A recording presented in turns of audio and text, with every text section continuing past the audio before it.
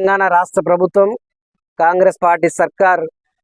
నిన్నటి రోజున కేబినెట్ సమావేశంలో బీసీలకు 42% రిజర్వేషన్ అమలు చేయడం అన్న నిర్ణయం జరిగింది. దానికి గాను రాష్ట్రంలో ఉన్న బీసీల అందరికి కూడా శుభాకాంక్షలు తెలియజేసుకుంటూ బీసీలకు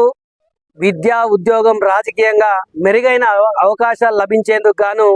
నిన్నటి తీసుకున్నటువంటి నిర్ణయానికి రాష్ట్ర ముఖ్యమంత్రి వర్యులు రేవంత్ రెడ్డి గారికి, అదేవిధంగా బీసీ శాఖ మాత్యులు పొన్నం ప్రభాకర్ గారికి, మా ప్రియతమ నాయకులు అడ్లూరు లక్ష్మణ్ కుమార్ గారికి కృతజ్ఞతలు, ధన్యవాదాలు తెలియజేసుకుంటూ, అదేవిధంగా ఎన్నికల ప్రచారంలో కామారెడ్డి సభలో మా నాయకులు రాహుల్ గాంధీ గారు ఎన్నికల ప్రచారంలో ఏదైతే మాట ఇచ్చారో ఖచ్చితంగా బీసీలకు 42% రిజర్వేషన్లు అమలు చేస్తామని చెప్పి ఆ రోజు ఇచ్చిన మాట కట్టుబడి ఈరోజు తెలంగాణ రాష్ట్ర ప్రభుత్వం అమలు చేస్తున్నందుకు గాను నిజంగా ఇచ్చిన మాట కట్టుబడి బీసీల పక్షపాతిగా ఈరోజు కాంగ్రెస్ పార్టీ చరిత్రలో నిలిచిపోతుందని ఈ సందర్భంగా తెలియజేసుకుంటూ, రాష్ట్రంలో అత్యధికులుగా ఉన్నటువంటి బీసీలకు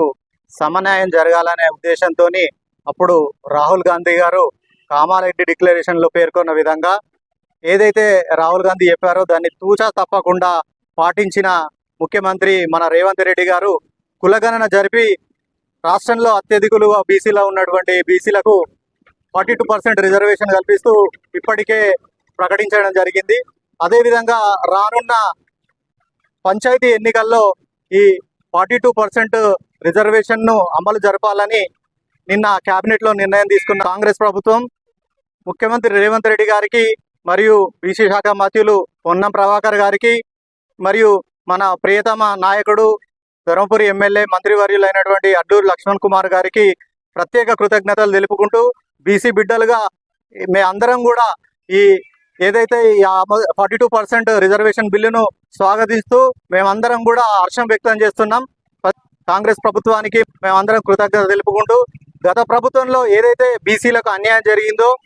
ఆ అన్యాయాన్ని ఇప్పుడు సవరించుకుంటూ ఈ కాంగ్రెస్ ప్రభుత్వం 42% రిజర్వేషన్ ఇస్తూ బీసీలకు తగు న్యాయం చేసిందని మేమందరం హర్షం వ్యక్తం చేస్తున్నాం.